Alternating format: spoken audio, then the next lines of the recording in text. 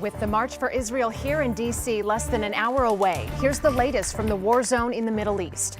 It's being called, quote, a state of complete collapse. That's today's assessment of hospital services in Gaza.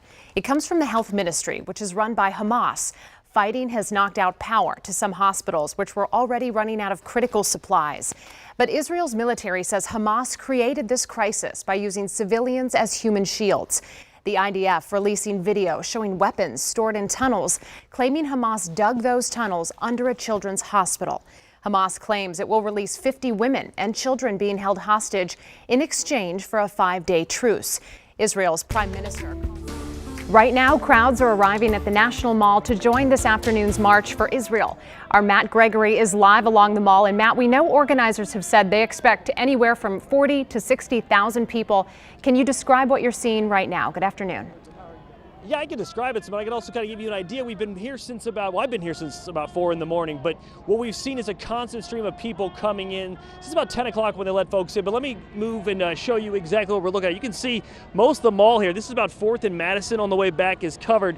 This event goes further back, so the stage is to the left, but right here, you can see there is thousands of people here in the mall, and then it continues on another block or so beyond. We've seen people coming in. There have been a mild 1 or 2 counter-protester things we've seen along here, but mostly people from all over the country. And in fact, some folks I talked to are from all over the world. I talked to a young man who came in from Canada, and he said that one of the reasons he wanted to come in was that he was, seeing family, friends over in Israel who were experiencing the tragedy from October 7th, and he wanted to stand with them, and he felt it was best to come here to the United States and to the nation's capital, be here for the March for Israel. So there's many different reasons why folks have been coming, ones we've talked to. I've talked to guys and girls and everyone from across, like I said, the country and the world today, and they've, some have said they've come here to denounce anti-Semitism. Others have said to remind the world that there are still hostages kept by Hamas, but they all have one clear goal in mind, and that is to stand with Israel. So we're going to be here about 1 o'clock is when the speeches will start. We've got sound from people we've been talking to. We'll be sending that back in to give everyone kind of an idea of what we're experiencing here on the mall on the March for Israel. And we'll continue following this throughout the noon. My colleague Scott Broom will be coming up. You'll see Eric Flack in a bit as we continue to follow the March for Israel as thousands of people swarm to the National Mall. But for now, on the National Mall, I'm Matt Gregory. Back to you. All right, Matt, thank you. Appreciate your perspective. Some of our sources even indicating there could be up to 100,000 people out there today. We'll check back in with Matt. Thank you. This morning, a member of our team spotted Montgomery County Police coming down I-270. They confirmed to us that they are assisting Capitol Police with security for the march and added that there are also extra security patrols at metro stations.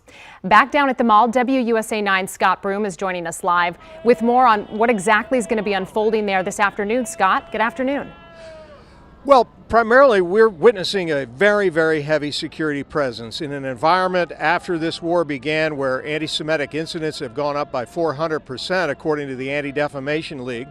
There's a significant amount of anxiety among attendees and organizers here about the potential for anti-Semitic incidents. So there are street closures this afternoon going from 4th all the way up to 12th throughout the mall area, and DC's National Guard is on duty as well, providing support under what's called a level 1 security situation, according to Mayor Muriel Bowser, who announced that yesterday. So we do have National Guard on duty providing some support on the perimeter. The enclosure behind us here, which is several blocks and now filled with several thousand people, difficult to estimate, but in the tens of thousands, I would estimate at this point, is an entirely secured zone with magnetic detectors at secure gates before people go in.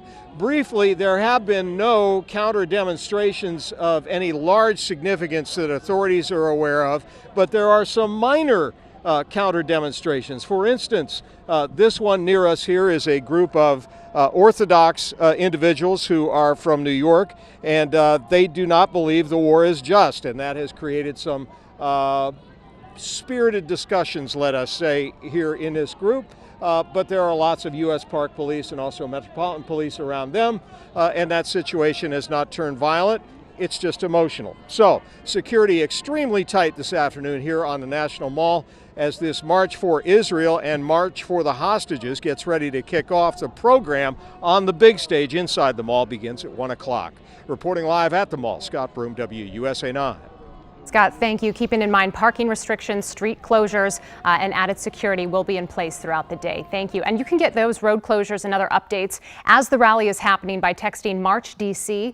It's one word. Text that to 888-777.